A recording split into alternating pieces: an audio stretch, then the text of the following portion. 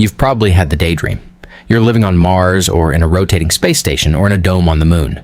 There's a viewport where you watch Earth rise over an alien horizon. Maybe you're a scientist or a colonist or just someone who wanted to get really, really far away from their ex. Here's the thing, you will never ever live that daydream. Neither will your kids. Probably not their kids either. Right now, in 2024, the number of permanent human residents living off-world is 0. Not a small number. 0. And that's not because we can't get there. We've been going to space since 1961. We've had people living in orbit on the ISS for over 2 decades. We've sent 12 guys to walk on the moon. We've got rovers driving around Mars taking selfies. And yet, every single one of the 8 billion humans is still down here on the surface of this one wet rock. That's really weird, right? By the end of this video, you'll understand why we're stuck here, and why getting unstuck might require us to stop being human in some pretty fundamental ways. Let's zoom out for a second. Humans live everywhere. And I mean everywhere. We live in the Sahara Desert where summer temperatures hit 136 degrees Fahrenheit. We live in Oymyakon, Siberia, where winter temperatures drop to minus 96 degrees Fahrenheit. We've got permanent research stations in Antarctica where you need a 4-month application process just to take out the trash. We live in cities built below sea level that require constant pumping to not drown. We live on islands in the middle of the Pacific, so remote it takes a week to get to a hospital. We live in places that are actively trying to kill us, and we just put on a jacket, or build a wall, or invent air conditioning, and call it Tuesday. This is not normal behavior. Most species have a range, a habitat. Bears don't live in the ocean, fish don't live in trees. But humans? We looked at the entire planet and said, yeah, all of it. And it's not like we stopped there. We've summited Everest. We've dove to the bottom of the Mariana Trench. We've been to the moon. We've sent robots to every planet in the solar system. We've got a probe that's left the solar system entirely and is currently just out there in interstellar space, still sending back data. We are a species of compulsive explorers and settlers. It's our whole thing. So here's what makes no sense. We've had the technology to go to space for 60 years. We've kept people alive in orbit for over a year at a stretch. We've got the engineering knowledge to build a moon base. We've got serious plans for Mars missions. And yet, there isn't a single human settlement beyond Earth. Not one person living permanently off-world, no one even close. The moon is 3 days away and we haven't been back since 1972. Mars is 6 months away, and we've never sent a person. The ISS has been continuously occupied since 2000, but astronauts rotate out every 6 months like it's a really weird summer camp. Every other frontier in human history, we saw it and we settled it. Mountains, deserts, tundra, tiny islands thousands of miles from anywhere. We moved in and stayed. But space? We visit. We take some measurements. We come home. Why? To understand why we can't leave Earth, you need to understand why we left everywhere else. Let's go back about 15,000 years, end of the last ice age. There's a group of people living in what's now Siberia, and they're about to do something absolutely insane. They're going to walk to America. The Bering Land Bridge is exposed because sea levels are lower. It's not a bridge exactly, more like a 1,000-mile wide stretch of flat, frozen tundra connecting Asia to Alaska. And it is unbelievably hostile. We're talking 9 months of winter, temperatures that can kill you in minutes, winds that'll knock you off your feet, and basically no trees for shelter or firewood. Our guy, let's call him the Scout, is part of the first group who's going to try crossing it. Here's the thing, he doesn't have to. His people have lived in Siberia for generations. They know how to survive there. They've got established hunting grounds, seasonal camps, social networks. Life is hard, sure, but it's predictable. But the big game herds are moving, following the grass into this new territory. And some combination of curiosity, hunger, ambition, or just sheer restlessness makes our Scout follow them.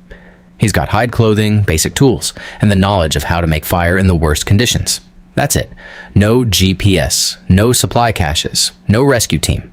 And he walks into one of the most hostile environments on Earth because there might be something better on the other side. Spoiler, there is. There's an entire continent full of animals that have never seen a human hunter. His descendants will spread from Alaska to Tierra del Fuego in about 2,000 years. It's one of the fastest large-scale migrations in human history. Here's what's happening evolutionarily. Humans are persistence hunters and persistence settlers. We're not the fastest or the strongest, but we're the most relentless. We can walk farther, adapt faster, and tolerate more environmental variation than almost any other mammal. This is because of a few key traits. We're bipedal, which is insanely energy efficient for long-distance travel. We can sweat, which means we can regulate our temperature in a huge range of climates. We've got big brains that let us create technology to survive places our bodies can't handle. And we've got language and culture, which means one person can figure out how to survive and then teach everyone else. But here's the key thing. All of those adaptations are for Earth. Our bipedalism works in 1G gravity. Our sweating works in Earth's atmospheric pressure. Our brains develop to solve problems like, how do I stay warm? And where's the water in Earth environments? Our culture is built on the assumption that there's air to breathe, food to hunt or gather, and other humans within walking distance. Every frontier we've ever crossed, the Arctic, the Pacific Islands, the Himalayas, they're all variations on the same basic theme. There's ground to walk on, there's air to breathe, there's water somewhere, there's something to eat, even if you have to work really hard to get it. They're hostile, but they're Earth hostile, which means they're operating under the same basic rules we evolved for. Space is not. So let's talk about what actually happens when you put a human in space. First, the obvious stuff. No air, no pressure, extreme temperatures, lethal radiation. But we can engineer around those. We've been doing it since Yuri Gagarin in 1961. You build a pressurized can, you bring your air with you, you add some shielding. Solved. The real problems are the ones that don't kill you immediately. Problem 1, gravity, or the lack of it. Your body is built for 1G. Your bones are load-bearing structures. Your muscles are designed to fight gravity every second of every day. Your cardiovascular system uses gravity to help move blood around. Your inner ear uses gravity to tell you which way is up. Take gravity away and all of those systems start to fail. Astronauts on the ISS lose bone density at about 1 to 2% per month. That's osteoporosis in fast forward. They lose muscle mass even with 2 hours of exercise per day. Their hearts literally get weaker because they don't have to work as hard. Fluid shifts into their heads, causing vision problems that can be permanent. Their immune systems get worse. They're more susceptible to infections, kidney stones, and cancer from radiation exposure. And here's the kicker. We don't know if it stops. The longest anyone's spent in microgravity is 437 days. Russian cosmonaut Valery Polyakov on Mir in 1994 to 95. When he got back, he could walk off the spacecraft under his own power, which was a huge propaganda win. What they didn't show is that it took him months to recover, and some of the damage, especially to his vision, never fully healed. We've never kept a human in microgravity long enough to see what the long-term steady state is. Do you lose bone until there's nothing left? Does it plateau? We don't know. Mars has gravity, but it's only 38% of Earth's. Is that enough? We don't know. No human has ever experienced anything other than 1G or microgravity. The moon is 16% and we were only there for a few days at a time. You could simulate gravity with a rotating spacecraft, but that introduces a whole new set of problems with Coriolis forces that make you constantly nauseous unless the rotation is huge. We're talking a structure hundreds of meters across. Expensive. Complicated. We've never built one. Problem 2, isolation and confinement. Humans are hypersocial primates. We did not evolve to live in small groups with no possibility of leaving. Even the most remote human settlements on Earth have something space doesn't. The option to walk outside. Antarctic research stations are actually a pretty good analog for space habitats. Small crews, confined spaces, hostile environment, months of isolation. And we've learned some things. About 5% of people get seriously psychologically compromised. Depression, anxiety, interpersonal conflicts that escalate to violence. The Russians have a term for it. Expedition torpor. You just shut down, stop engaging, stare at the wall. And that's on Earth, where if something goes really wrong, you can evacuate. In space, there's no evac. There's no walking away from a fight. There's no fresh faces. If your crew of 6 starts to fracture, you're stuck with those 5 people you're learning to hate for the next 6 months minimum. We've had fistfights on space stations, we've had crews that stopped speaking to each other, we've had astronauts who came home with PTSD from the isolation, not the danger. And all of that is with crews who were selected from thousands of applicants, psychologically screened, trained for years, and supported by mission control.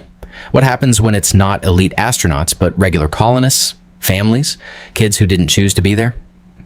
One of the most telling experiments was Biosphere 2 in the early 90s. 8 people sealed in a 3.14-acre artificial ecosystem in Arizona for 2 years. The idea was to simulate a closed-loop life support system like you'd need for space. It was a disaster. The crew split into factions. The oxygen levels dropped so low they had to secretly pump some in. They couldn't grow enough food. Crops failed. Species went extinct. The coral reef died. And this was in Arizona, where if something went catastrophically wrong, they could just open the door and walk out. By the end of the 2 years, the crew members weren't speaking to each other. Some of them still don't, decades later. That's what happens when you put humans in an artificial closed environment, even when that environment is on Earth. Problem 3. Economics. It costs about $10,000 per pound to get something into low Earth orbit right now. SpaceX has gotten it down from $20,000 plus, which is great, but it's still insane. A human needs about 2 pounds of food, 2 pounds of water, and 2 pounds of oxygen per day to survive. That's 6 pounds, times 365 days, times $10,000 per pound. Just keeping one person alive in space for 1 year costs $21.9 million in launch costs alone. And that's assuming you don't bring any equipment, spare parts, medicine, or anything else. Just the absolute minimum consumables. You can recycle water and air, which the ISS does. But the life support systems are complicated. They break down and they need replacement parts, which need to be launched at $10,000 per pound. And what's the economic return? What are you producing in space that's worth more than it costs to keep you there? Tourism, maybe. Science, sure. But actual settlement, permanent habitation? There's no business model. No one can afford to live there because there's no way to make money there. Every frontier settlement in human history had an economic engine. Gold, furs, spices, land for farming. Even Antarctica has research funding. Space has, well, there's some rare Earth elements on asteroids maybe. Helium-3 on the moon, potentially, if we ever figure out fusion power. But nothing you can extract right now, today, and sell for more than it costs to go get it. So here's where we are. We can get to space. We can survive there temporarily, but we can't stay there permanently without constant, expensive support from Earth. And we can't justify the expense because there's no economic return. Every other frontier was hard, but it was self-sustaining. You could hunt, fish, farm, trade. You could survive on local resources.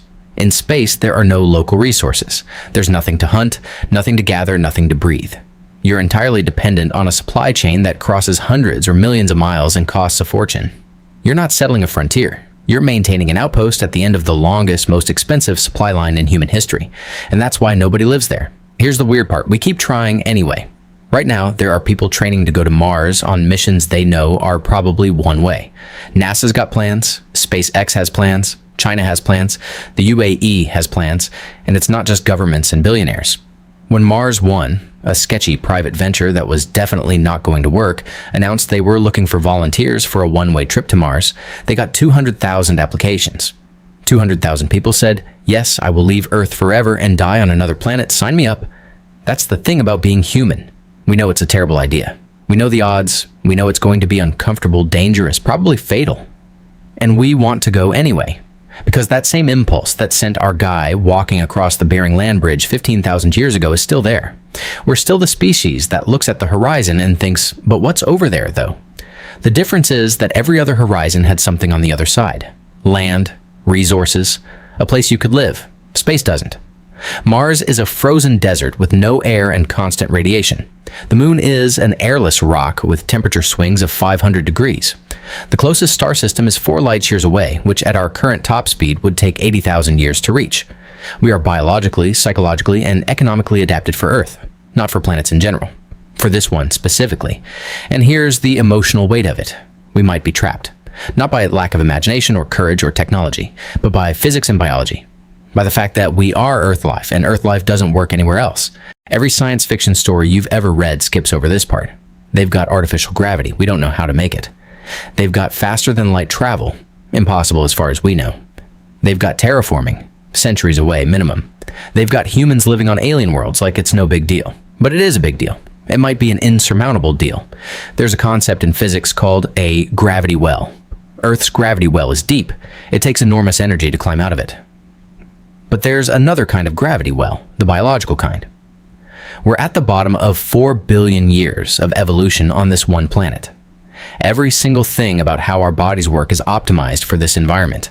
Our cells expect this gravity, this atmosphere, this day length, this magnetic field. You can't just pick that up and move it to Mars. You'd have to bring Earth with you. Every breath, every drop of water, every calorie of food. You'd be living in a tiny bubble of Earth, surrounded by a planet that's trying to kill you. And maybe that's okay for a scientist on a 2-year mission. But for a child who's born there, who grows up in 38% gravity and never gets to feel rain or swim in an ocean or stand in a forest, that's not settlement. That's exile. But here's the thing. We might do it anyway. Because the same traits that make us terrible at living in space are the ones that make us keep trying. We're optimistic to the point of delusion.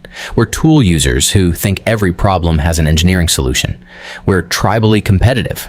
If China says they're going to Mars, the US will bankrupt itself to get there first. And we're storytelling creatures. We've been telling stories about living in the stars for thousands of years. Gods in the heavens, ancestors in the sky, science fiction futures where humanity spreads across the galaxy. We might go to Mars not because it makes sense, but because we told ourselves we would. And if we do, we'll probably suffer for it. People will die. Kids will grow up stunted in low gravity with bone problems and muscle weakness. There will be accidents, life support failures, psychological breakdowns, conflicts over resources. It'll be hard and miserable and possibly a mistake, but it'll also be the most human thing we've ever done. Because that's what we do. We go places we shouldn't be able to survive, and we survive there anyway, through sheer stubborn ingenuity and refusal to admit defeat. Our ancestors walked into the Arctic with nothing but fur clothes and fire. We'll walk onto Mars with spacesuits and rockets. It's the same impulse, the same evolutionary drive. The only difference is that this time the frontier might actually beat us, and we won't know until we try. Here's the part that almost nobody talks about. There are people alive right now who will live and die in space. Not colonists, not yet, but astronauts. Right now, the average age of an astronaut is about 34 when they're selected. They train for years. They do multiple missions. Some of them spend over a year total in space across their careers. And we're starting to see the long-term effects. Vision problems that don't heal, bone density that never fully recovers, increased cancer risk from radiation exposure. There's a decent chance that some astronauts will have their lives shortened by their time in space. Not dramatically. We're not talking about dropping dead, but a few years, maybe. Higher rates of certain cancers, earlier onset of osteoporosis. They knew the risks. They went anyway. Because the thing about humans is that we've always been willing to trade years of our lives for experiences that matter, for exploration, for discovery, for being part of something bigger. Our ancestors did it crossing the Bering Land Bridge. Antarctic explorers did it in the 1900s. Astronauts are doing it now. The question isn't whether we'll live in the stars. It's whether we're willing to stop being what we are in order to survive there. And whether that's the same thing as living at all. If you want more videos about the weird evolutionary traps we've built for ourselves, there's a subscribe button down there that's been feeling pretty lonely. Next time you look up at the night sky, remember, those stars are beautiful because they're far away, and they need to stay that way.